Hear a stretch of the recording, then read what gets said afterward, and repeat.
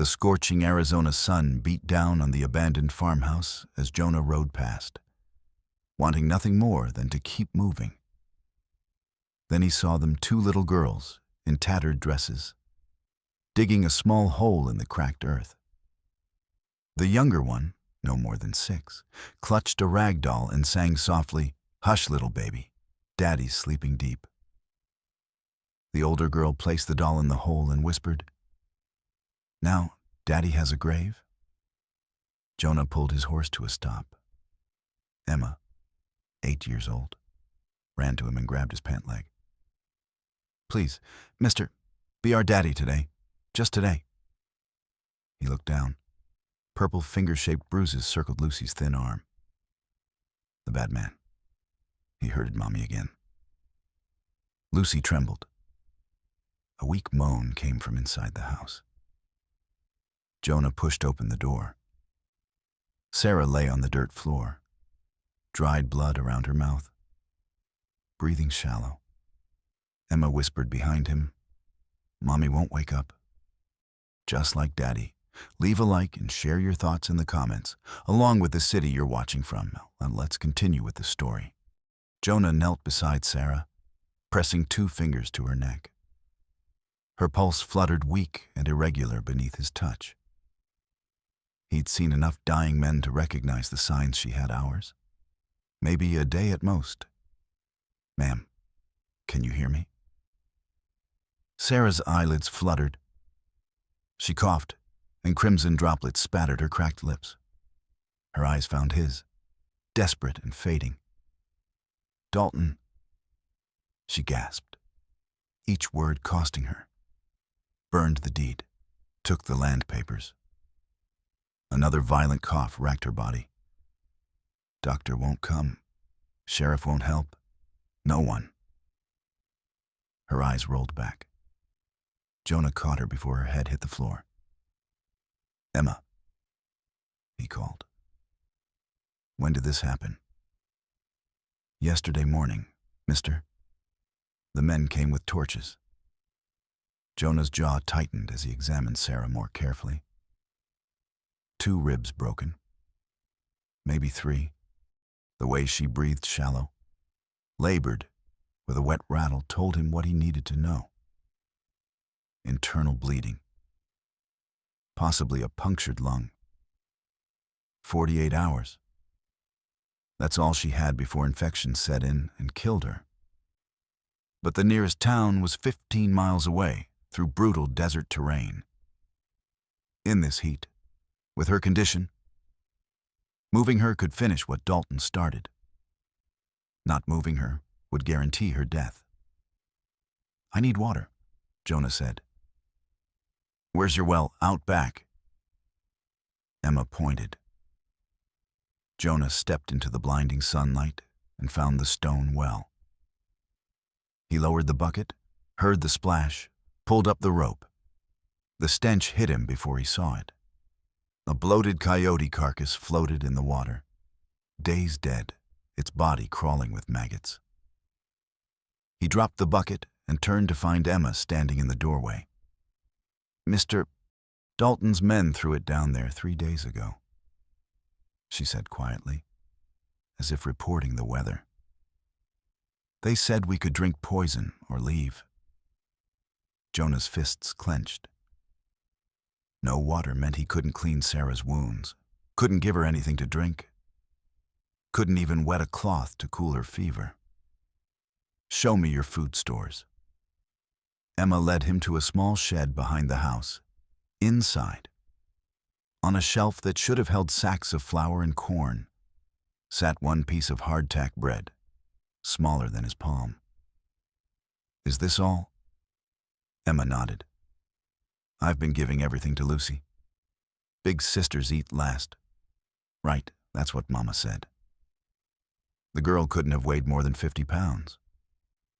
Jonah could see the outline of her ribs through her thin dress. He opened his saddlebag. 1 strip of dried beef. 3 biscuits.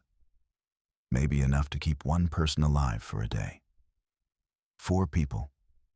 15 miles. 1 day's food. No water. The arithmetic of survival painted a grim picture. "Where's Lucy?" he asked.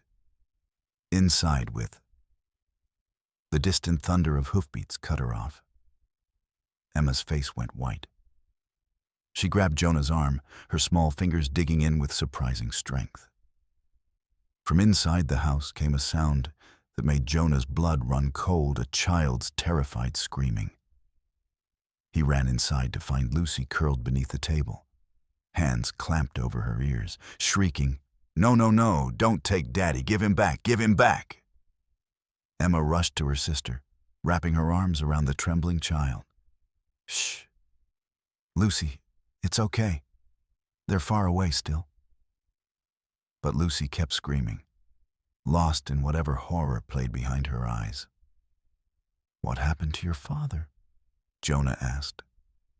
Emma met his gaze, and in that moment, she looked far older than 8 years. 3 months ago. They came at night. Daddy heard them and told us to hide in the root cellar.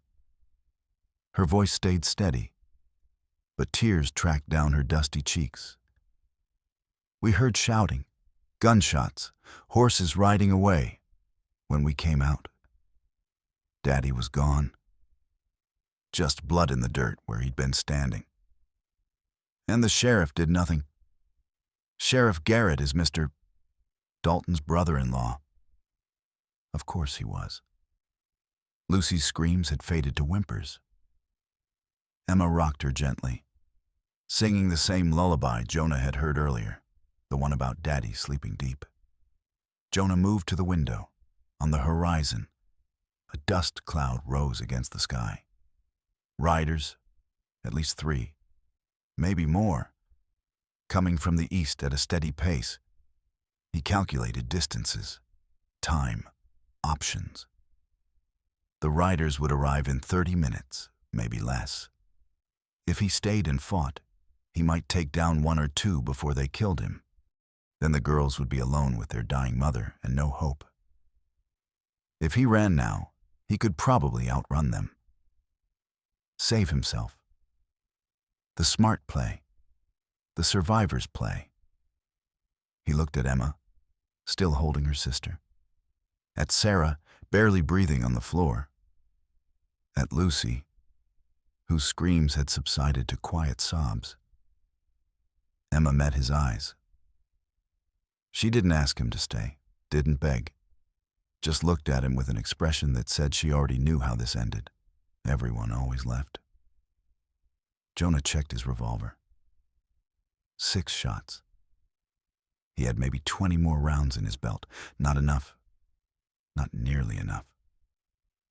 The hoofbeats grew louder. He turned back to the window. The riders were closer now. Close enough that he could make out individual horses. Close enough to see the gleam of rifles in the sun. And behind them, further back but unmistakable, rose another dust cloud. Bigger. More riders. Emma appeared at his side, following his gaze.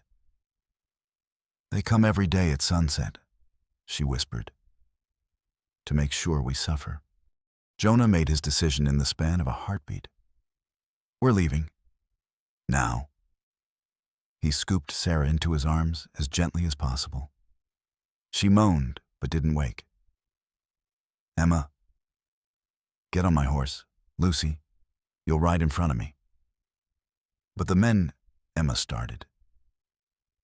"Will have to catch us first." He carried Sarah outside and lifted her onto his horse, propping her against the saddle. Emma climbed up behind, wrapping her thin arms around her mother to hold her steady. Jonah swung up with Lucy in front of him. The horse shifted under the weight. Too much. Far too much for a 15-mile run in killing heat. But what choice did he have? He spurred the horse forward, away from the approaching riders. The animal moved sluggishly, struggling under its burden. What should have been a gallop was barely a canter. They'd covered maybe a mile when the 3 riders appeared on the ridge ahead. cutting off the trail to town. Jonah reined in hard. The lead rider, a lean man with a scar running from his eye to his jaw, grinned down at them. "Where you think you're going with Dalton's property?" The man's voice carried the casual menace of someone who'd never faced consequences. "These people aren't property," Jonah said evenly. "The land is his." The scarred man, Clem, Jonah would learn later, gestured with his rifle. "Everything on it is his. That means the woman, the brats, even that horse you're sitting on." "That's so." Jonah's hand drifted toward his gun. "Don't be stupid, stranger. 3 against 1. And we ain't particular about whether the woman's breathing when we bring her back." Lucy whimpered. Jonah felt her small body trembling against his chest. "Emma." "Lucy, cover your ears." "Don't look." The moment the girl's hands went to their ears, Jonah drew. 3 shots. 2 seconds. The first caught Clem in the shoulder, spinning him from his saddle. The second shattered another man's rifle. The third sent the last rider's hat flying as the man dove for cover. Clem hit the ground hard, clutching his bleeding shoulder. "You're dead, you hear me? Dalton will burn you all alive for this." Jonah didn't wait to hear more. He kicked his horse forward, pushing past the scattered riders. But the gunfight had cost them precious time. Behind them, the larger group of riders had closed the distance, and worse, the horse was laboring harder now, its sides heaving. Sarah's head lolled back. Blood trickled from the corner of her mouth. "Hold on," Jonah muttered, though he wasn't sure if he was talking to Sarah or the horse. They reached Dusty Springs an hour later. The horse was nearly spent, foam flecking its mouth. Sarah's breathing had grown shallower, the wet rattle in her chest more pronounced. Jonah didn't know if they'd made it in time. The town was small, a single main street lined with weathered buildings. A general store, a saloon, a sheriff's office, and most importantly, a doctor's shingle hanging from a neat frame house. Jonah dismounted and carried Sarah to the door. Emma and Lucy followed. Silent shadows. He pounded on the door. "Doctor, I need help." Footsteps inside. The door opened a crack. An older man, maybe 60, with wire-rimmed spectacles peered out. "Please," Jonah said. "This woman is dying. Broken ribs. Internal bleeding." The doctor's eyes went to Sarah's face. Recognition flickered across his features, followed immediately by fear. "I can't help her." He started to close the door. Jonah jammed his boot in the gap. "She'll die. And I'll die if I help her." The doctor's voice shook. "Dalton owns this town. Stranger, anyone who helps that woman signs their own death warrant. Now move your foot before I call the sheriff." "Then call him a lawman should." "The sheriff is Dalton's brother-in-law. You think the law means anything here?" The doctor shoved hard against the door. "Get away from my house." The door slammed shut. A bolt slid home. Jonah stood there, Sarah growing heavier in his arms, feeling the eyes of the town on him from behind curtained windows. He tried the sheriff's office next. Sheriff Ben Garrett was a thick-necked man with a badge that looked too shiny to have seen real use. He sat with his boots on his desk, picking his teeth with a splinter. "What you want me to do?" "Cowboy." Garrett didn't even look up. "Arrest Jacob Dalton for assault, attempted murder, and land theft." Now the sheriff did look at him, smiled. "You got proof witnesses. These children are witnesses. Children lie." Garrett swung his feet down and stood. He was big, probably used to intimidating people with his size.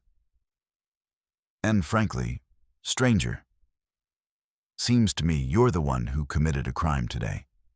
Heard you shot Clem Henderson. That's assault with a deadly weapon. He tried to kill us. So you say. But Clem's a respected member of this community. And you're nobody. The sheriff's hand rested on his gun. Now get out of my office before I arrest you. Jonah backed out, rage and helplessness warring in his chest. He walked down Main Street, carrying Sarah, the girls trailing behind. Doors closed as he passed. Windows went dark. An old woman on a porch actually spat in their direction. Cursed family, she hissed. Bringing trouble to decent folk. A group of children saw Emma and Lucy and started throwing stones. Not playfully, with real malice. Orphans, one boy yelled. Your daddy's dead and your mama's next. Lucy started crying. Emma pulled her close, but Jonah saw the older girl's lip trembling. He sat down on the bench outside the general store, Sarah's head in his lap. Her skin was gray now, clammy with fever sweat. He checked her pulse. Weaker. Faster. She was dying. The girls huddled against him, and Jonah realized the terrible truth he'd made everything worse. They were miles from the farmhouse with no shelter, no supplies, and a dying woman. The whole town had turned against them. Dalton's men were probably on their way. He'd led them into a trap. A shadow fell across them. Jonah looked up, hand moving to his gun. A man stood there, Apache. By his dress, maybe 45, with weathered features and eyes that seemed to see straight through him. I know what Dalton did, the man said quietly, and I can help you. Jonah's hand stayed on his revolver as he studied the Apache man. In the fading light, the stranger's face was unreadable, carved from desert stone. Why would you help white settlers? Jonah asked. Because Jacob Dalton killed my brother. The man's voice carried old grief, carefully controlled. We share an enemy. My name is Neol. That's supposed to mean something to me. It means wind in my language, and the wind sees everything in this territory. Neol glanced at Sarah, then at the girls, including injustice. Lucy tugged Jonah's sleeve. Is he a good man, new daddy? The question hung in the air. Jonah met Neol's dark eyes, searching for deception, found only steady calm. I don't know yet, little one. Your woman will die before you decide. Neol said flatly. She needs medicine. Real medicine. Not the whiskey and prayers this town offers. He gestured toward the darkening canyon beyond town. My people have a healer. Come. Jonah looked at Sarah. Her breathing had become so shallow, he had to watch closely to see her chest move. Gray pallor, cold sweat. He'd seen men die from belly wounds that looked better than this. If this is a trick, then I waste words on a corpse. Neol turned and walked toward his horse. Choose quickly, cowboy. Jonah gathered Sarah in his arms and followed. They rode for an hour through narrowing canyon walls, the town lights disappearing behind red rock. Emma and Lucy rode double on Jonah's horse while he walked, leading the exhausted animal.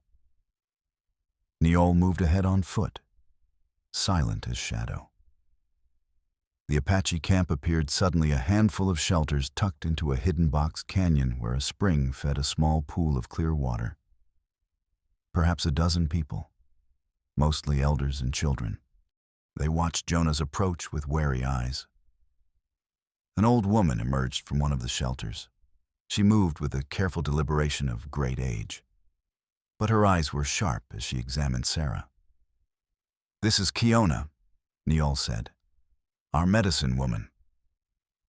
Kiona spoke in Apache. Neol translated. She says the white woman's spirit is far from her body, but not too far to call back.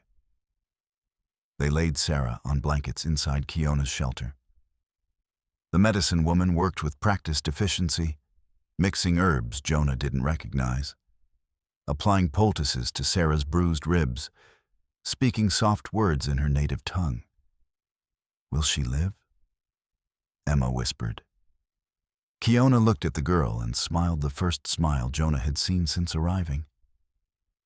She said something in Apache. "She says your mother is strong like the cottonwood," Neol translated. "Bent but not broken." An hour passed, then 2. Sarah's breathing gradually steadied. Color returned to her cheeks. Her eyes fluttered open. "Emma, Lucy." Her voice was barely audible. "We're here, Mama." Lucy threw herself forward, but Jonah caught her gently. "Careful, little one. Your mama's still healing." Sarah's eyes found Jonah. "Who?" "Someone who should have ridden past," he said quietly, but didn't. For the first time since finding them, Jonah allowed himself to breathe. The girls were safe. Sarah was alive. Maybe they had a chance. Emma and Lucy curled up next to their mother, and within minutes, both children were asleep. Real sleep, not the fitful, fear-soaked unconsciousness they'd survived on. Lucy's mouth curved into a small smile as she dreamed. Jonah stepped outside where Neol sat by a small fire. "Thank you," Jonah said, "for helping them." Neol poked at the fire with a stick.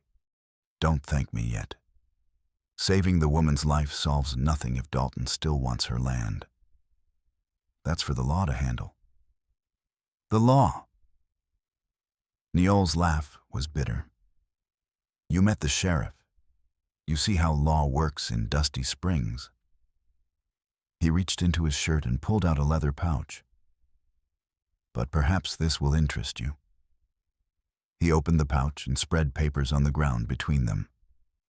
Land deeds, purchase agreements, letters of intent, all bearing official seals and signatures. "Where did you get these?" Jonah asked. "Dalton keeps records, not well hidden, if you know where to look."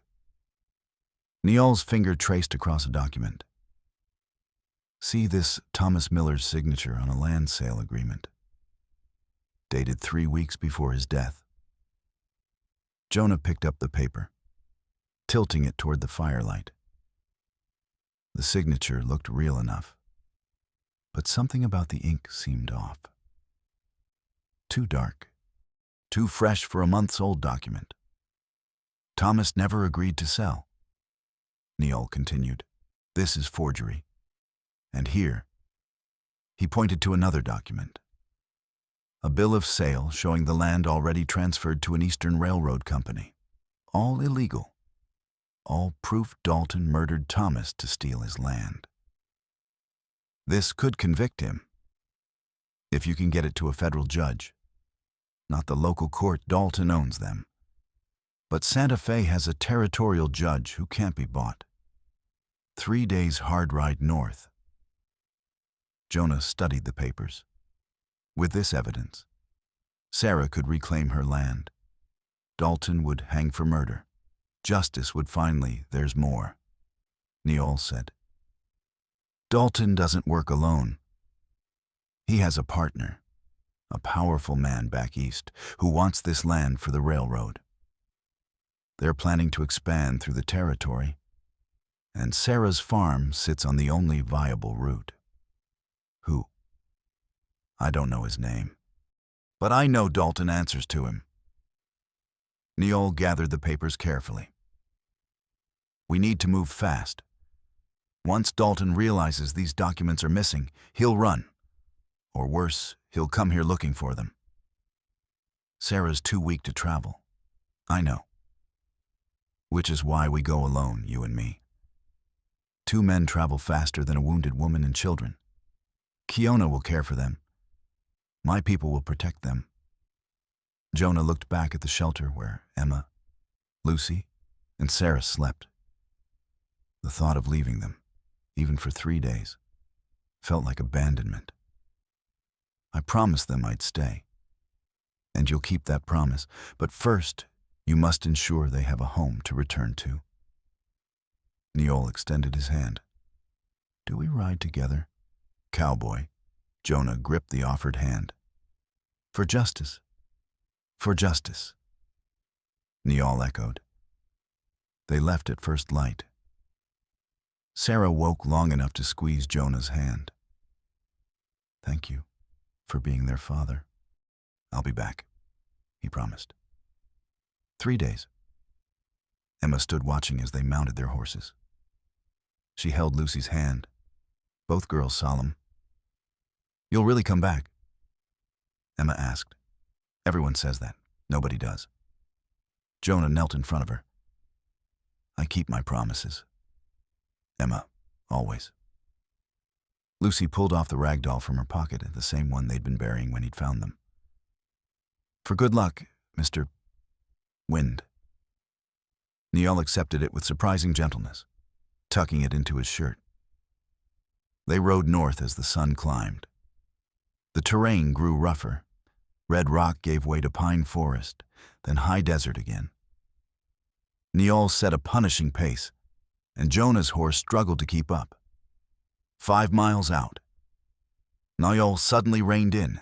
He sat motionless, head tilted, listening to something Jonah couldn't hear. What is it? Neol pointed at the sky. Hawks, 3 of them, circling. This time of year, they should be flying east toward their nesting grounds. So something has disturbed their pattern. Something that doesn't belong. Neol's eyes narrowed.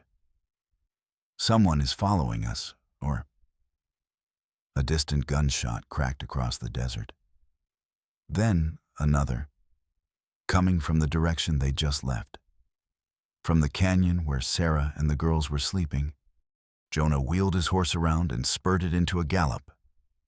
Behind him, he heard nothing, no hoofbeats, no sounds of pursuit. Neol wasn't following. That should have told him everything. The ride back felt eternal. Each second stretched into minutes as his mind conjured horrors. Dalton's men storming the camp, the girls screaming. Sarah too weak to run. He pushed his horse harder, ignoring its labored breathing. The canyon appeared ahead. Smoke rose from between the red walls. No. God, no. Jonah crashed through the brush into the hidden box canyon and pulled up short. The camp was destroyed, shelters burned to frames, supplies scattered and trampled.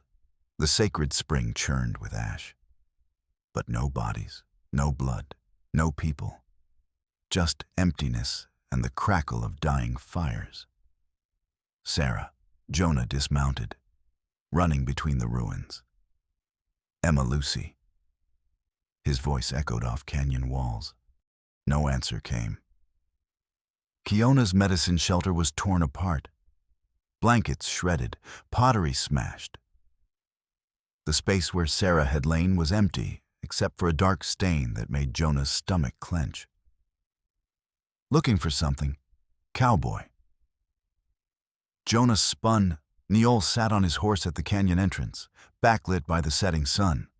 His voice had changed, the warmth gone, replaced by something cold and ancient. Where are they? Jonah's hand dropped to his gun. Safe. For now. Neol dismounted with unhurried grace. Though safe is a relative term. Wouldn't you say? What did you do? Neol's eyebrows rose in mock surprise. I did nothing. I was with you. Remember riding to Santa Fe to seek justice. The last word dripped with contempt. Understanding crashed over Jonah like ice water. This was planned.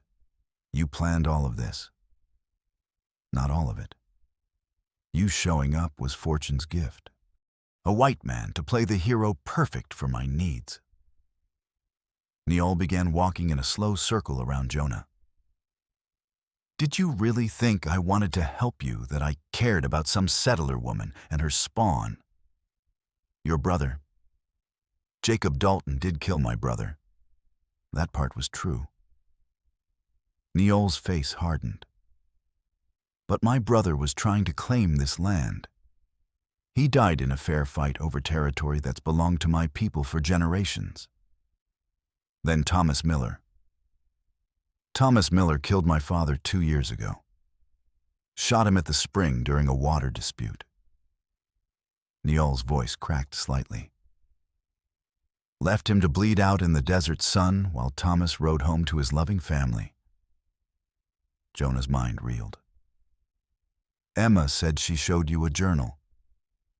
A journal she never showed me. A convenient story you'll invent when I'm done with you. Neol smiled without warmth. I don't care which white man holds that land, Dalton, Thomas, you, some Eastern Railroad company. You're all thieves. You all stole from us. So you take children, innocent children. I'm not a monster. Cowboy. They're alive. My people have them hidden where you'll never find them. Neol pulled the leather pouch from his shirt, the one with the evidence, and tossed it at Jonah's feet. Jonah grabbed it, pulled out the papers. His hands shook as he unfolded them. Blank. Every single page was blank. The documents never existed. Oh, Dalton keeps records, certainly. But I burned them weeks ago. Neol's smile widened. What you held at the campfire were forgeries I had made. Old paper, convincing seals. You saw what you wanted to see. Why go through all this? Because I need that land returned to my people. And the only way that happens is if neither Dalton nor the Miller family can claim it. Neol began counting on his fingers. Thomas dead. Sarah discredited as a squatter with no legal deed. Dalton will be arrested for assault. But the land sale will be voided due to fraud. And when the dust settles, the territorial governor will declare the land unclaimed and open for legal settlement, which you'll claim, which my people will reclaim, as is our right. Neol's eyes glittered. We have lawyers now. Cowboy. We've learned to play the white man's game. Once that land has no legal owner, we file a claim based on ancestral territory rights. The territorial courts might actually honor it. The wind is changing in our favor. Jonah's gun was in his hand before he realized he'd drawn it. I'll kill you. You could try. But then you'll never find the girls. Neol didn't even flinch. And make no mistake, they will die of thirst in 3 days if my people don't release them. Maybe 4 if they're resourceful. You bastard. I'm practical. You have 2 choices. Cowboy. Neol held up one finger. First choice, ride to Santa Fe with the fake evidence I gave you. Discover it's worthless. By the time you return, the girls will be dead, and Sarah will have succumbed to her injuries. Tragic, but neat. He raised a second finger. Second choice, help me. Convince Sarah to sign a document relinquishing all claim to the land. Tell her it's for the girls' safety. Once I have that signature, I release everyone unharmed. The land reverts to territorial control, and I file my claim. You all walk away alive, just homeless. That's extortion. That's survival. My people are dying, scattered, forgotten. This land has water, game, sacred sites. It could sustain 30 families. Neol's voice grew passionate. Weigh it, cowboy.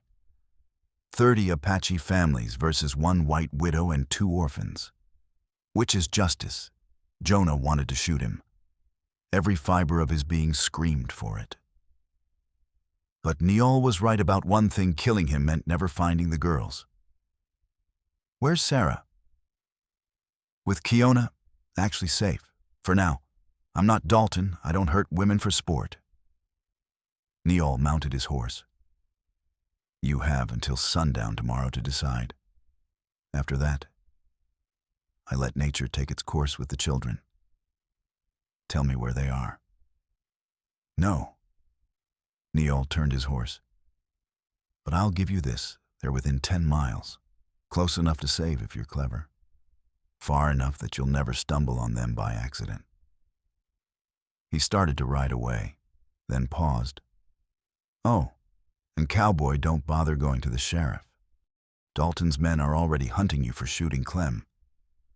The whole town thinks you kidnapped Sarah and her daughters. I made sure of that rumor before we left. Neal's smile was cruel. You're alone? Wanted. With no allies and no proof of your innocence. How does it feel to be on the other side of injustice? Then he was gone, dust marking his trail north. Jonah stood in the ruins, gun hanging useless in his hand. Around him, ash and smoke. Behind him, a town that wanted him dead. Ahead, children hidden somewhere in miles of unforgiving desert. He sank to his knees in the dirt. Emma's voice echoed in his memory. You'll really come back? Everyone says that. Nobody does. He'd promised. Sworn he'd protect them. And he'd led them straight into a trap. Jonah's vision blurred. He realized he was crying hot. Angry tears that carved tracks through the ash on his face. When was the last time he'd cried 10 years ago? Burying his own family. He slammed his fist into the ground. Again. Again. Until his knuckles bled and pain cleared his head. Focus. Think. He forced himself to his feet and searched the ruins methodically. Most of the camp had been deliberately destroyed. But in Kiona's shelter, beneath the torn blankets, his hand touched fabric. He pulled out a scrap of cloth, Lucy's dress. The hem was torn and stained with what looked like dried blood. His heart stopped. Then he saw it, crude letters scratched into the fabric with charcoal: Cave North. Emma. Smart. Brave. Emma had left him a message. Jonah clutched the fabric, fresh determination flooding his veins. North, within 10 miles. Neal had said. Caves dotted these canyons. He'd seen dozens on the ride in. It wasn't much, but it was something. He gathered what supplies he could salvage: a water skin, some dried meat that hadn't burned, ammunition. His horse was exhausted, but there was no choice. He had to move now. As he mounted up, a sound made him freeze. Hoofbeats. Multiple riders. Coming from the direction of town. Jonah kicked his horse into the shadows, just as torchlight flickered at the canyon entrance. He counted 8 riders, maybe 10. Leading them was a thick-necked man with a badge. Sheriff Garrett. Spread out. The sheriff called. The murdering bastard's gotta be here somewhere. Jonah pressed himself against the canyon wall, hand over his horse's muzzle to keep it quiet. You sure Morrison said the stranger came this way? Another voice asked. Positive. Crazy Apache lover probably came back to his redskin friends. Garrett spat. We find him, we string him up. Save the territory the cost of a trial. They weren't looking for justice. They were looking for a lynching.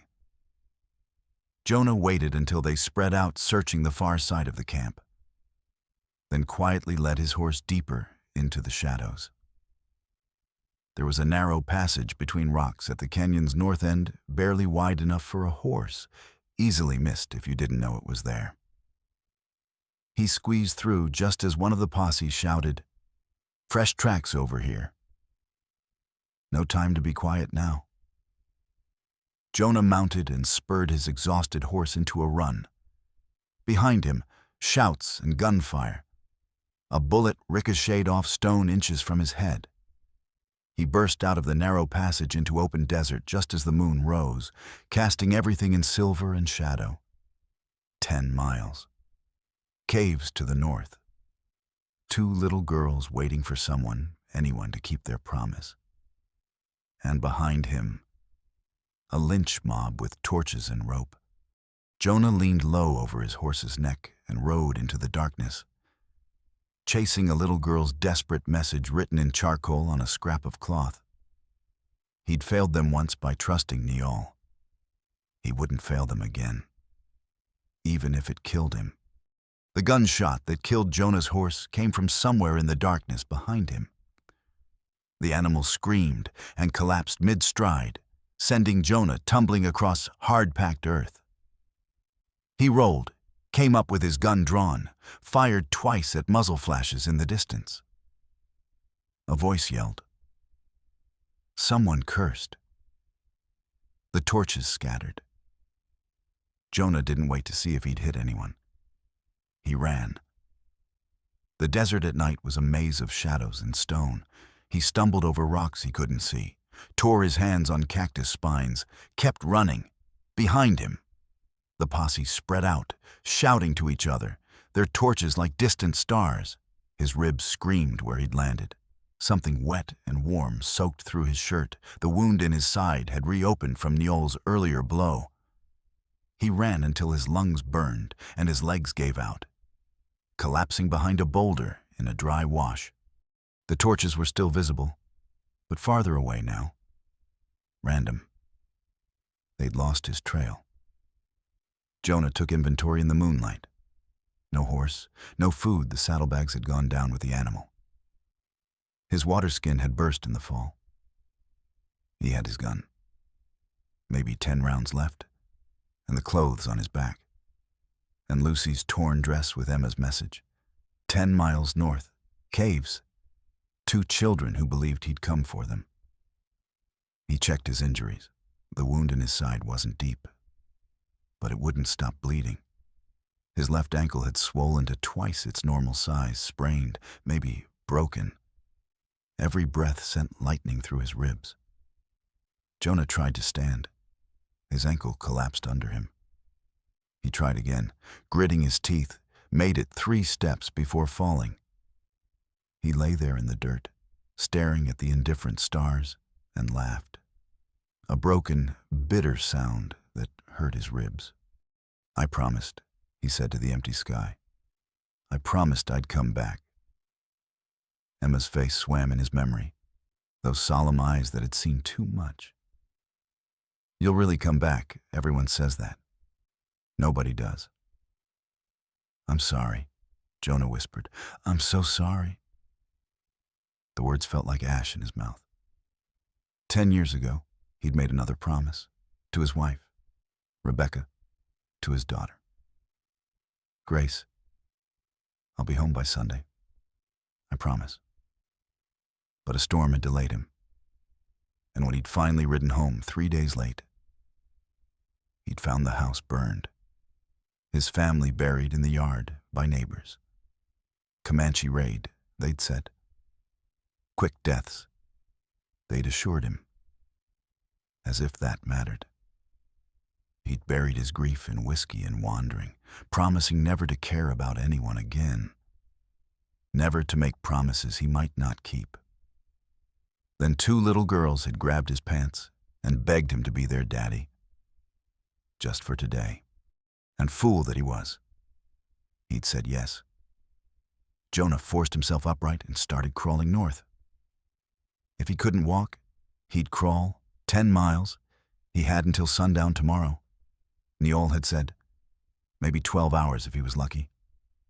He could crawl 12 miles in 12 hours. Maybe. The desert swallowed him. Time became meaningless. Crawl, rest, crawl. The moon tracked across the sky. His hands left bloody prints on the rocks. The sun rose like a furnace door opening. Heat hammered down. Jonah's tongue swelled in his mouth. His vision doubled, then tripled. He saw Rebecca standing on a distant ridge, Grace holding her hand. Both wore the white dresses he'd buried them in. "John," Rebecca called. Her voice was sad. "Why are you doing this? Come home. Come rest." "Can't," Jonah croaked. "Promised the girls. You promised us too. You failed us too. I know.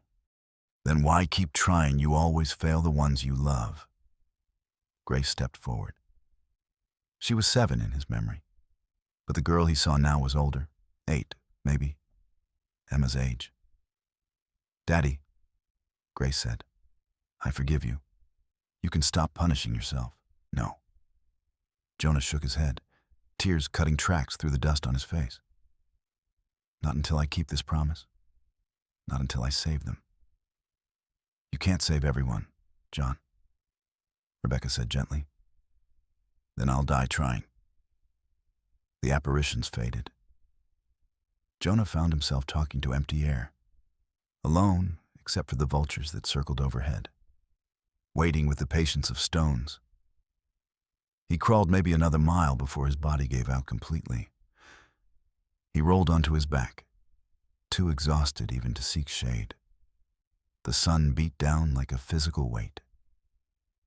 This is how it ends, he thought. Dying in the desert. Another broken promise to haunt whatever comes after. Somewhere in the edge of consciousness, he heard singing. A child's voice, sweet and clear. "You are my sunshine, my only sunshine." Emma. He'd heard her sing it to Lucy. "Please don't take my sunshine away." Tears ran freely now. "I'm sorry, Emma. I tried, I really tried." "You promised," Emma's voice said, though she wasn't there. "You said you always keep your promises. I wanted to. Then don't stop now, Daddy." The word hit him like a gunshot. Daddy. Not Mister, not new Daddy. Just Daddy. As if he'd earned it. Jonah opened his eyes. The sun was directly overhead. Noon, maybe. 6 hours until sunset. "I won't break my promise," he said to the empty sky. "Not again. Not ever again." He rolled onto his stomach and started crawling, inch by inch, yard by yard, following the scrap of cloth with its charcoal message like a holy relic. An hour later, or maybe 3, time had lost meaning. Hoofbeats echoed across the desert. Jonah managed to pull his gun, thumb back the hammer. If it was the posse, he'd take as many as he could before they finished him. The rider appeared over a rise. Not the sheriff, not Dalton's men, Dr. Morrison. The old physician dismounted and ran to Jonah's side. "Dear God, man, I've been tracking you for hours. Why?" Jonah's voice was barely a whisper. Morrison uncorked a water skin and held it to Jonah's lips. "Because I'm a coward who let fear make him complicit in evil. And because last night, I couldn't sleep for thinking about those little girls." Jonah drank greedily, water running down his chin. "They're hidden. Caves north. Have to find them." "I know the caves you mean. I've treated Apache in these canyons for 20 years. Morrison examined Jonah's wounds. "But you won't make it another mile in this condition." "Have to. Promised. Listen to me." Morrison gripped Jonah's shoulders. "I know where the caves are. There's a whole network, dozens of them. We can't search them all before sunset. We need help. No one will help. Dalton will." Jonah stared at him. You're mad. Dalton's son is sick. Scarlet fever. I saw him yesterday. The boy has maybe 3 days left without proper treatment. Morrison's face was grim. I'm the only doctor within 50 miles who knows how to treat it. So we make a deal with the devil. I withhold treatment until Dalton helps us find those girls. Morrison saw Jonah's expression. I know. It's extortion. It's using a sick child as leverage. But what choice do we have? Won't work. Dalton wants them dead. Dalton wants the land. But I don't think he wants to be a child killer. Morrison helped Jonah onto his horse. And if he does refuse, then we tried. But if there's even a chance, it's wrong. Yes. Morrison climbed up behind Jonah. It's absolutely wrong. But is it more wrong than letting Emma and Lucy die of thirst in a cave? Jonah closed his eyes. 2 paths stretched before him. Both led through darkness. Option 1. Keep searching alone. Honorable, pure, and almost certainly fatal for the girls, given his condition. Option 2. Blackmail a dying child's father. Use an innocent boy as a weapon. Cross every moral line he'd ever drawn. But maybe save Emma and Lucy. What kind of man uses a child to save children? Jonah asked. A desperate one. Morrison said quietly. Now decide, Jonah, because we're running out of time. Jonah thought of Emma's message, her bravery, her trust that someone would come. He thought of Lucy singing to a rag doll, pretending it was her father. He thought of his own daughter, Grace, dead because he'd been 3 days too late. Not again. Not this time.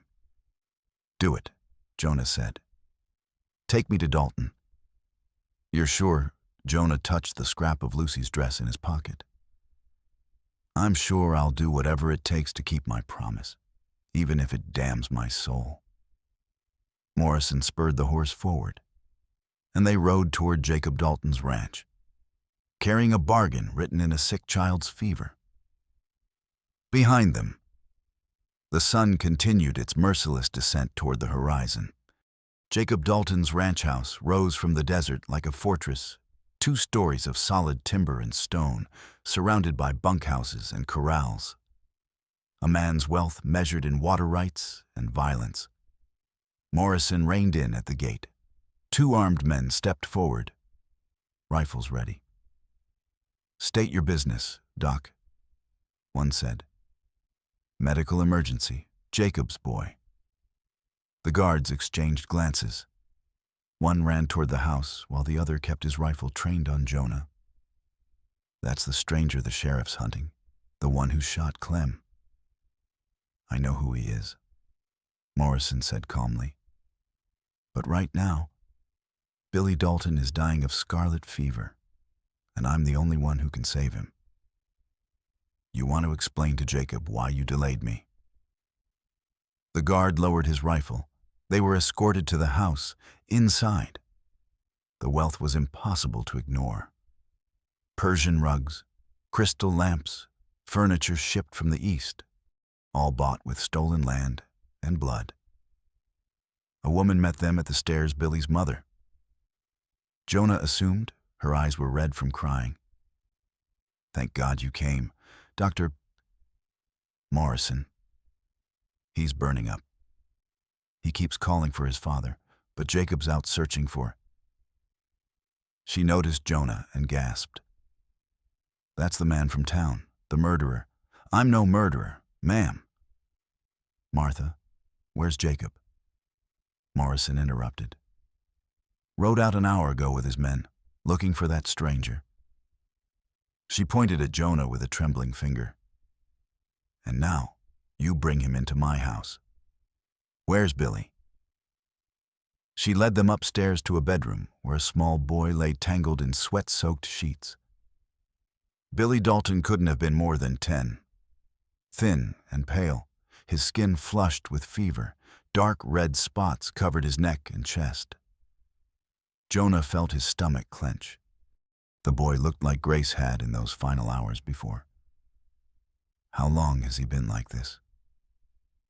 Morrison was already opening his medical bag. 3 days. Getting worse every hour. Martha clutched her hands together. Please, doctor, he's all I have. Morrison examined Billy, checking his pulse, peering into his throat. The boy's breathing was labored, each breath a struggle. Classic scarlet fever, advanced, but treatable if we act now. Morrison pulled out a vial of medicine. But Mrs. Dalton, I need you to understand something. I'm not treating your son until your husband agrees to help us. Martha's face went white. What? 2 little girls are dying right now, hidden in caves somewhere north of here. Your husband knows these canyons. He can help us find them. You're blackmailing me with my son's life. Morrison's hands shook as he held the vial. Yes, God forgive me. But yes. Jonah watched Billy's chest rise and fall in shallow gasps. The boy's lips were cracked and bleeding. His eyes moved beneath closed lids, trapped in fever dreams. Doc, Jonah said quietly. Give him the medicine. What? Treat the boy, now. Jonah, this is our only leverage. I don't care. Jonah moved to Billy's bedside. The child's hand lay palm up on the sheet, fingers curled slightly, like Grace's hand had been. I won't do this. Not to a child. Not to any child. Then Emma and Lucy. I'll find another way. But I won't become the thing I'm fighting against. Jonah met Morrison's eyes. Give him the medicine, Doc. That's an order from a man with a gun. Morrison stared at him for a long moment, then slowly nodded. You're a better man than I am. Jonah? No. Just a man who's already lost one child. I know what it costs. As Morrison began treating Billy, Jonah walked to the window. The sun was lower now. 4 hours until sunset, 4 hours to find Emma and Lucy before Neil's deadline. Hoofbeats in the yard announced Jacob Dalton's return. Jonah heard shouting, boots on stairs, and then the bedroom door burst open. Dalton filled the doorway, a massive man with a scarred face and killer's eyes. Those eyes found Jonah and went cold. You! Dalton's hand dropped to his gun. Jacob, no. Martha threw herself between them. Dr. Morrison is treating Billy. Dalton's gaze shifted to his son, and something in his face cracked. Billy, he crossed the room in 3 strides and knelt by the bed. Son, can you hear me? Billy's eyes fluttered open. Daddy, it hurts. I know, boy, I know. Doc's gonna make it better. Promise. Promise. Dalton's voice broke on the word. Jonah saw it then, the man beneath the monster. A father terrified of losing his son. The same fear Jonah had lived with every day. Grace was sick, the same helpless rage. Morrison finished administering the medicine. He'll need another dose in 6 hours and constant care for the next 3 days. But he'll live. Dalton looked up at Morrison, then at Jonah. You came here to use my boy against me, to force me to help you. Yes, Jonah said. But you're not doing it. No. Why not? Jonah touched the scrap of Lucy's dress in his pocket. Because I remember what it's like to watch your child suffer and be powerless to stop it. I wouldn't wish that on anyone. Not even you. Dalton stood slowly. You know I'm the one who had Thomas Miller killed. Don't you, the father of those girls you're trying to save? I know. And you know the sheriff wants to hang you for shooting my man Clem. I know that too. Then you're either the bravest fool I've ever met, or the dumbest. Dalton studied Jonah's face. Which is it? I'm a man who made a promise to 2 little girls, and I keep my promises. Something shifted in Dalton's expression.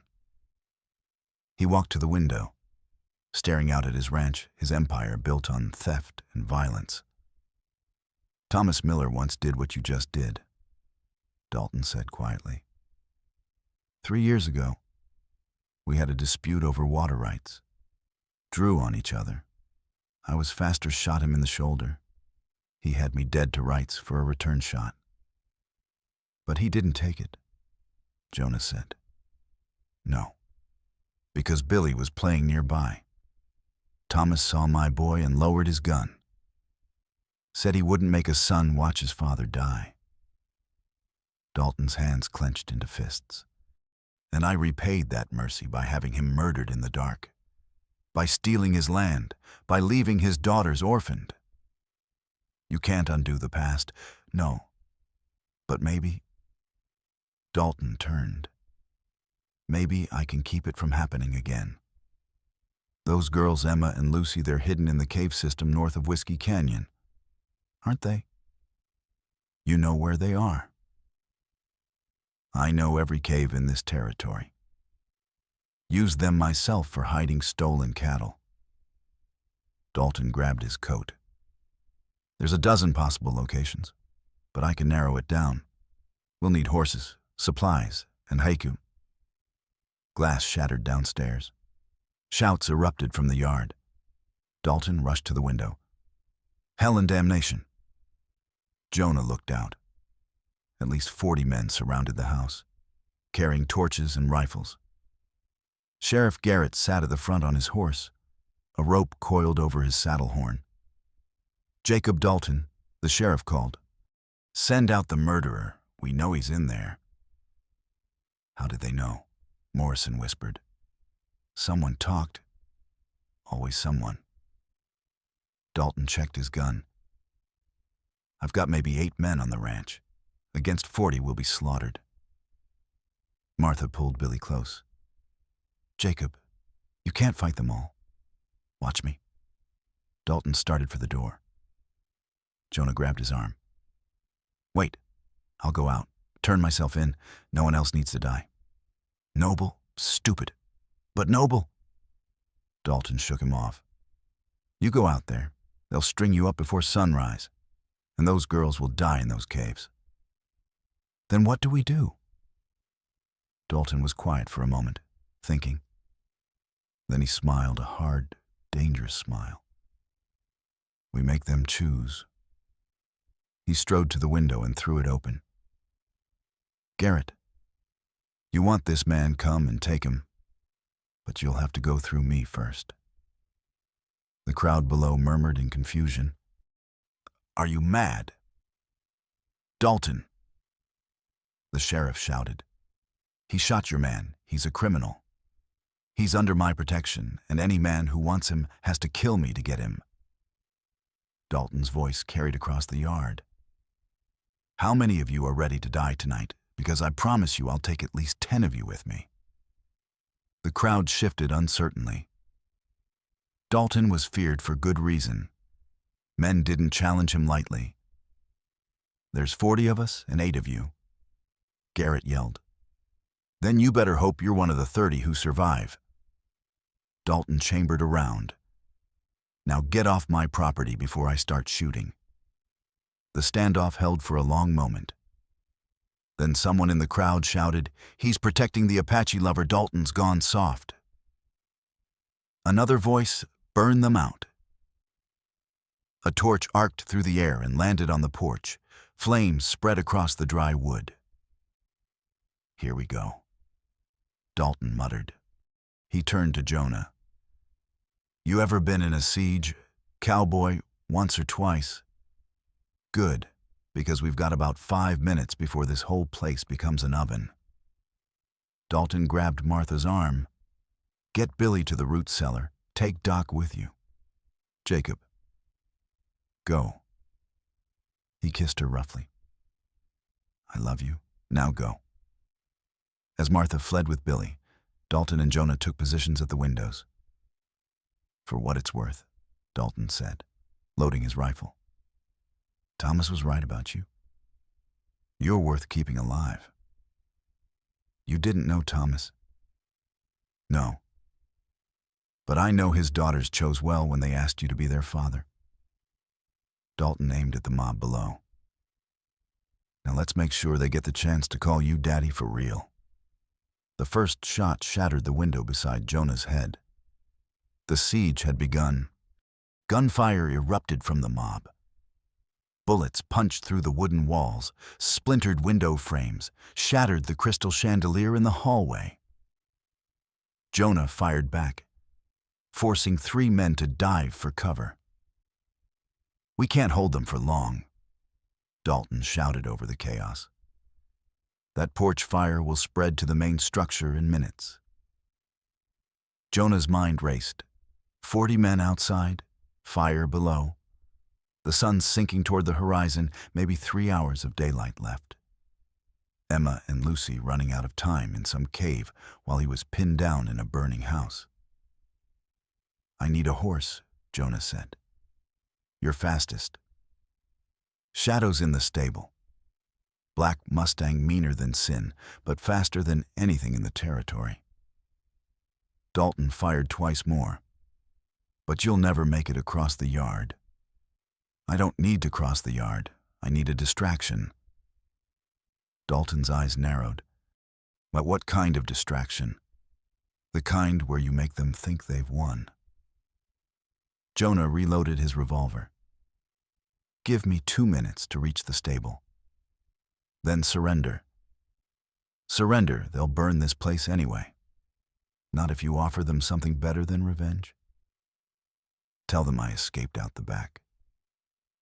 Tell them I forced you to help me at gunpoint. Tell them whatever keeps them chasing me instead of killing you and your family. And when they catch you, they won't. Jonah checked his ammunition. 6 bullets. Not enough for a fight. Barely enough for an escape. I just need them pointed the wrong direction long enough to reach those caves. Smoke billowed up through the floorboards.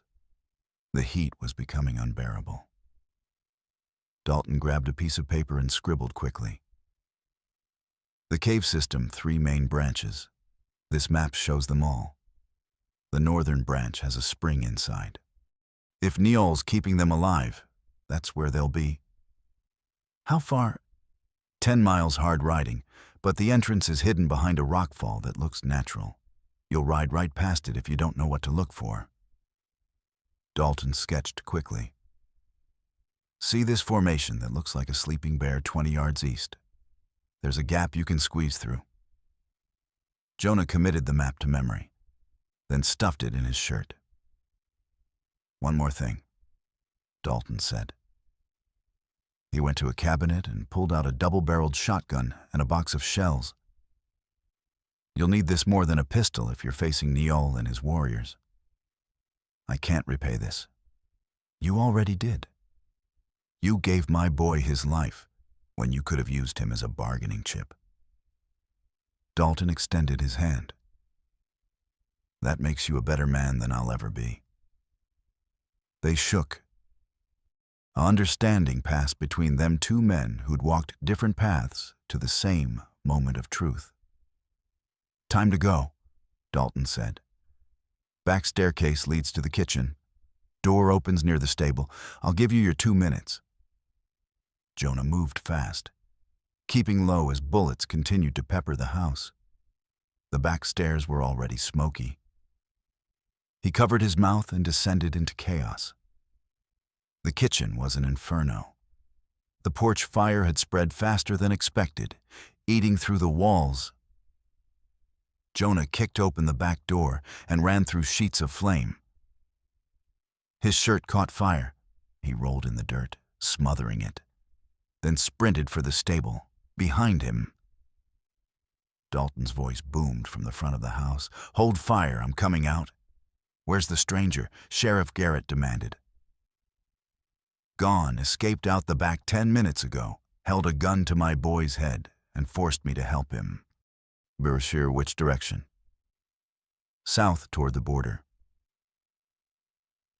Jonah reached the stable as he heard horses thundering away from the house, most of the mob taking Dalton's bait, chasing a ghost toward Mexico. But not all of them. Through the stable's cracks, Jonah saw 5 men stay behind, circling the building with torches. "Check the stable," one shouted.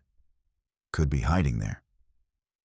Jonah found Shadow, a magnificent black Mustang with wild eyes and a disposition to match. The horse tried to bite him as he threw on the saddle. "Easy, boy. We're both mean and desperate. That makes us a good match." Footsteps outside. The stable door rattled. Jonah swung into the saddle just as the door burst open. He spurred Shadow forward.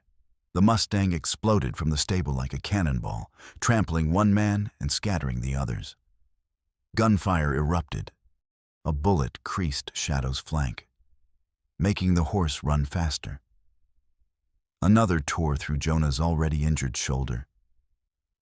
He leaned low, giving Shadow his head, and the Mustang ran like the desert wind itself. Behind him, shouts of alarm. 3 riders broke away from the mob and gave chase. But Shadow lived up to his reputation.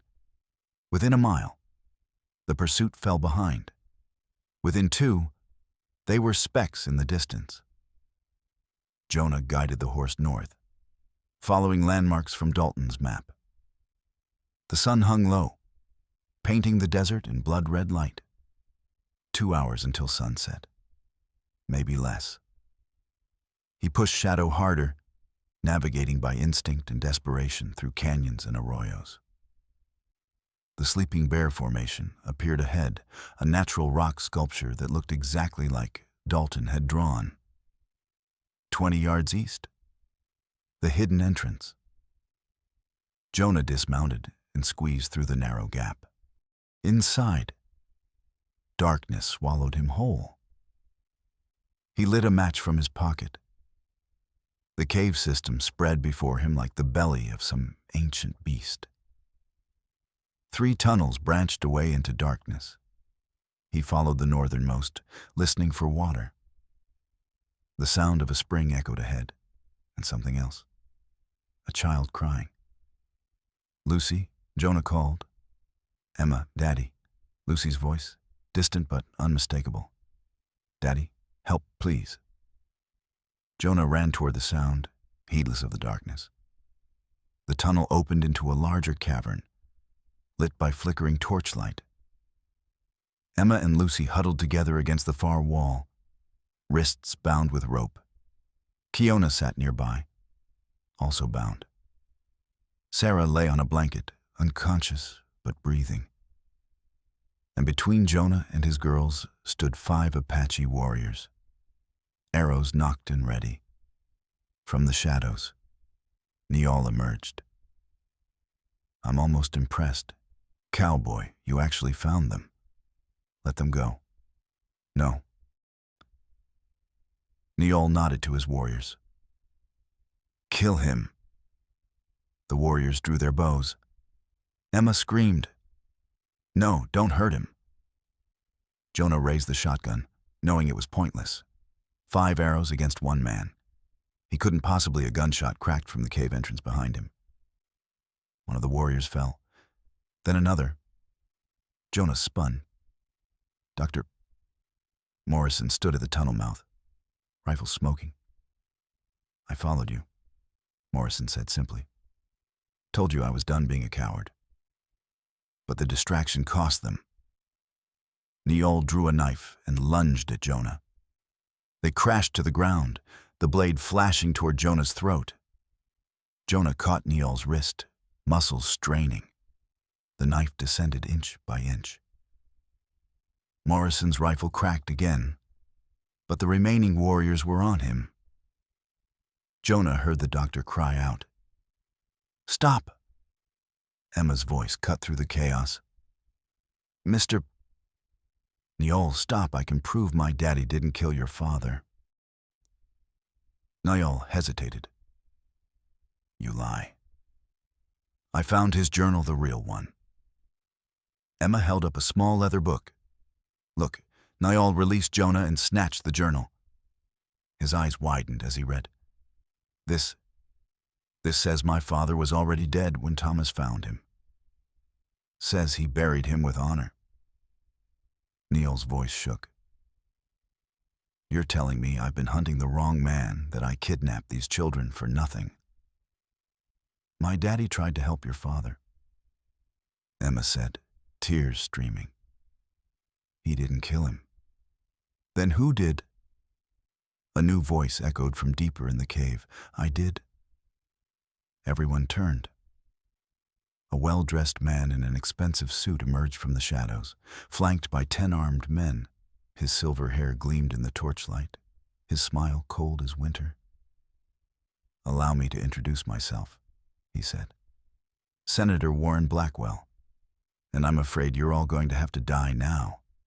Can't have witnesses to my little land acquisition scheme. Blackwell's men raised their rifles. Jonah dove for the shotgun he'd dropped, knowing he'd never reach it in time. The cave erupted in gunfire. Jonah hit the ground as bullets shredded the air above him. He rolled, grabbed the shotgun, and fired both barrels into Blackwell's men. 2 went down screaming. Niall's warriors scattered, returning fire with arrows. Morrison dragged Emma and Lucy behind a rock formation.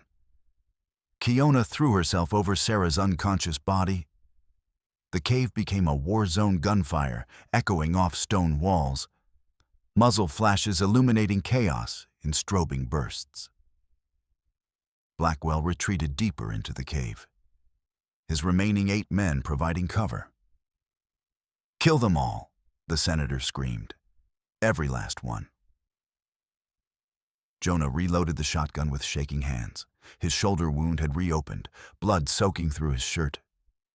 Beside him, Niall fired arrow after arrow with deadly precision. We can't win this, Morrison shouted. We're outnumbered. Then we make them pay for every inch. Jonah fired again, dropping another of Blackwell's hired guns. Emma suddenly broke from Morrison's grip and ran into the open. Thomas Miller's journal clutched to her chest. Emma, no. Jonah lunged for her, but she was already shouting, her young voice cutting through the gunfire. Stop, everyone, stop. This book proves everything, miraculously. The shooting paused. Everyone stared at the 8-year-old girl standing in the middle of a battlefield. My daddy kept records, Emma said, holding up the journal. He wrote down everything. How Mr. Blackwell's men killed Niall's father to start a war between settlers and Apache. How they murdered Daddy when he discovered the land had underground water worth millions. Her voice grew stronger. My daddy wasn't a thief. Mr. Niall's father wasn't an enemy. You made us hate each other so you could steal from everyone. Blackwell laughed. A child's fairy tale. That journal proves nothing. It proves everything. Morrison stepped forward. I treated Thomas Miller for a hand injury last year. I'd recognize his handwriting anywhere, and I'll testify to it in federal court. You'll testify to nothing, you old fool. Blackwell raised his pistol, aiming at Morrison's head. Jonah brought up the shotgun, but he was too far away. The angle wrong, Niall's arrow took Blackwell in the shoulder, spinning him around. The senator's shot went wild. You want war? Niall knocked another arrow. My people have been fighting men like you for generations. You don't scare us. Blackwell clutched his wounded shoulder, rage twisting his features. Kill the Indian, kill them all. His men opened fire again.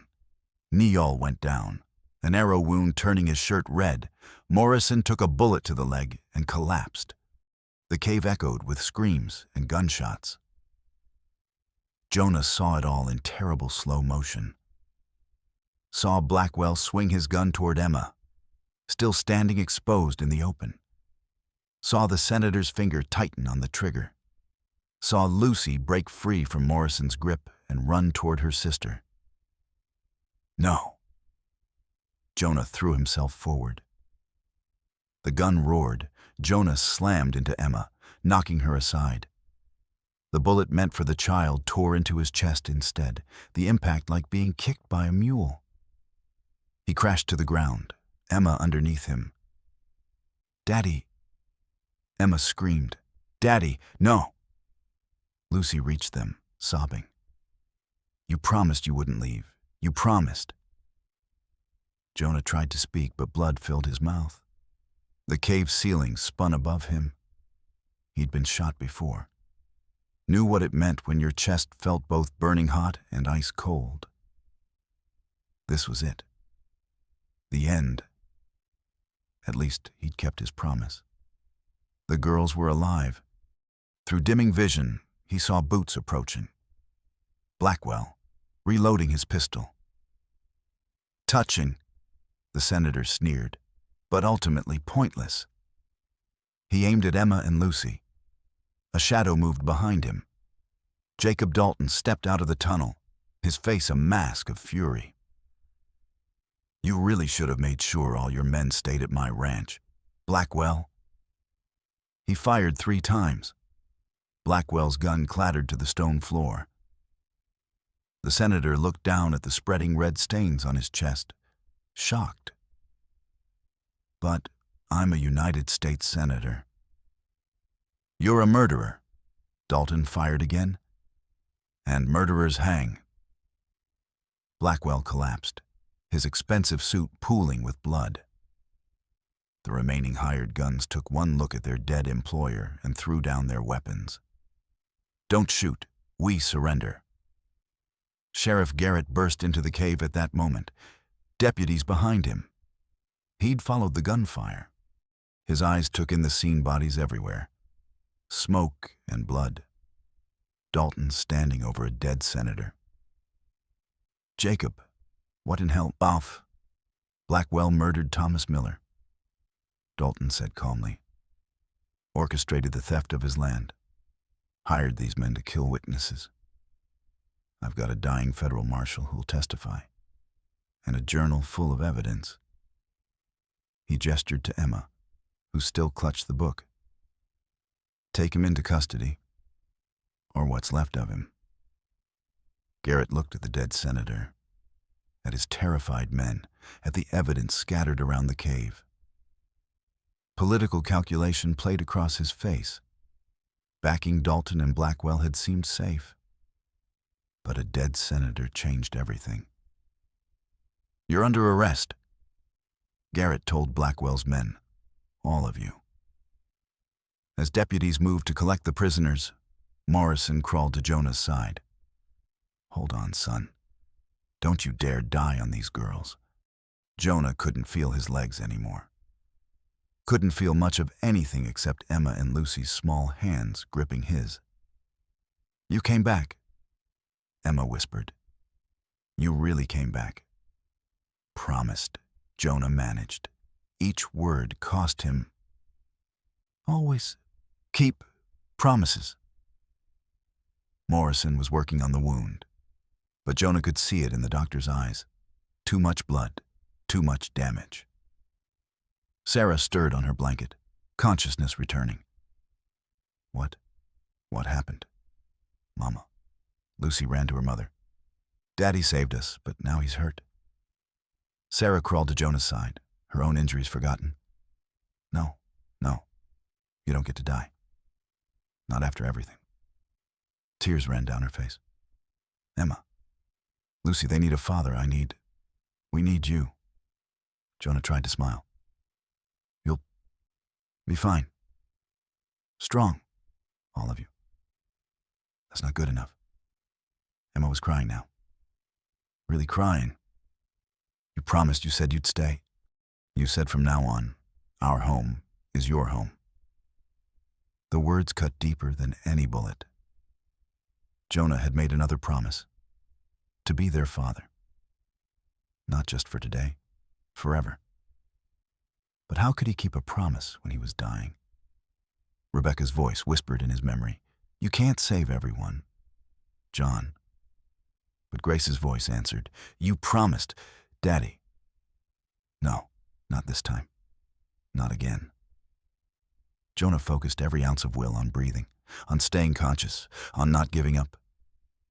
"Doc," he rasped. "Fix me. The bullet's near your heart. I'd need a surgery room. Proper tools. Do it here, now." Jonah grabbed Morrison's coat. "I made a promise. I keep my promises." Morrison looked at the crude cave, the flickering torchlight, the complete lack of proper medical supplies. Then he looked at Emma and Lucy's desperate faces. "Kiona," he called to the Apache medicine woman. "I need your help. All the herbs you have. And someone boil water. Now." "He'll die if you operate here," Neol said. He was sitting up now, his own wound bandaged. "He'll definitely die if I don't try." Morrison began laying out instruments. "Jacob, I need whiskey. All you've got." What followed was the longest hour of Emma's life. She and Lucy sat with Sarah, watching as Morrison and Kiona worked over Jonah's still body. Dalton held Jonah down when the pain made him thrash. Neol heated knife blades in the fire. They extracted the bullet, packed the wound with herbs, stitched torn flesh with thread made from sinew. Jonah screamed once, a sound that echoed through the cave like a wounded animal. Then went silent. "Is he dead?" Lucy whispered. Morrison pressed his ear to Jonah's chest, waited. "He's breathing. Pulse is weak but steady." The doctor sat back, exhausted. "Dear God, he's actually going to make it." Emma collapsed against her mother, sobbing with relief. 2 weeks later, Jonah woke in a real bed for the first time. Sunlight streamed through clean windows. The smell of fresh bread drifted up from somewhere below. He tried to sit up and immediately regretted it. Pain lanced through his chest. "Easy." Sarah appeared at his side, gently pushing him back down. "You're not healed yet." "Where?" "Dalton's guest house. He insisted you recover here." She smiled. Turns out, having a guilty conscience makes him surprisingly generous. Emma and Lucy burst through the door, followed closely by Dr. Morrison. "Daddy's awake." Lucy launched herself at the bed. Sarah barely caught her in time. "Careful, sweetheart. Daddy's still healing." "I don't care. I want to hug him." Lucy's bottom lip trembled. Jonah held out his arms, ignoring the pain. "Come here, little one." Lucy crawled carefully onto the bed, followed by Emma. They curled against him on either side, and Jonah wrapped his arms around them both. "You stayed," Emma said quietly. "You really stayed. Told you. I always keep my promises." Morrison checked Jonah's bandages. "You should be dead, you know. That bullet missed your heart by a 1/4 inch. Can't die. Made a promise." "Apparently." Morrison smiled. "For what it's worth, you're a medical miracle. Or just too stubborn to die. I haven't decided which." "What happened with Blackwell's men?" Jonah asked. "Singing like canaries to avoid the noose. Every detail of Blackwell's scheme is coming out." Sarah settled into a chair beside the bed. Turns out the senator had his fingers in corruption across 3 territories. "You didn't just save us, Jonah. You exposed one of the biggest political scandals in Western history. and Neol. Recovering. The arrow wound wasn't serious. Sarah's expression softened. He asked to see you. Wants to apologize. Send him in. Neol entered a few minutes later, moving stiffly. His arm was in a sling. He stood awkwardly at the foot of the bed. I wronged you, Neol said simply. All of you. I let hate blind me to the truth. Nearly killed innocents because I was so certain I was right. He looked at Emma and Lucy. I'm sorry. Those words aren't enough. But they're all I have. Emma climbed off the bed and walked to Neol. She held out the rag doll Lucy had given him for luck. You brought this back, Emma said. Bad men don't return things. Neol took the doll with shaking hands. Your father Thomas was a good man. I was wrong about him. About many things. Then help us remember him right, Emma said. Help us make sure no one else gets lied to like we were. Neol knelt, bringing himself eye level with the child. You're wise beyond your years. Emma Miller, your father would be proud. He looked at Jonah. And your new father is a man of honor, rare in any culture. Will you be our friend? Lucy asked. Instead of our enemy. If you'll have me. Neol said, I would be honored. The three of them, Apache warrior, cowboy, and family, began the slow work of healing wounds deeper than bullets. 6 months later, Sarah and Jonah stood on the porch of their rebuilt farmhouse, watching Emma, Lucy, and Billy Dalton chase each other through fields green with new crops. The spring that had caused so much bloodshed now fed life instead of greed. Jacob Dalton had deeded half his water rights to Sarah as restitution. He visited weekly, teaching Billy how a father earns respect through honor, not fear. Neol's tribe returned to ancestral lands nearby, granted legal settlement rights after Blackwell's conspiracy unraveled. The Apache and settlers who'd been turned against each other now shared resources, raised barns together, protected one another. Dr. Morrison opened a clinic serving everyone regardless of color or coin. The town of Dusty Springs learned what happens when good people stay silent. They were learning to speak up instead. Jonah pulled Sarah close as the children's laughter filled the air. I came here with nothing, he said. Just a broken man running from his past. And now, Sarah asked. Now I have everything that matters. He smiled. Family isn't about blood. It's about who you choose to fight for, who you refuse to abandon. Have you ever felt abandoned when you needed help most? Like Emma and Lucy, or stood alone against injustice when everyone else turned away?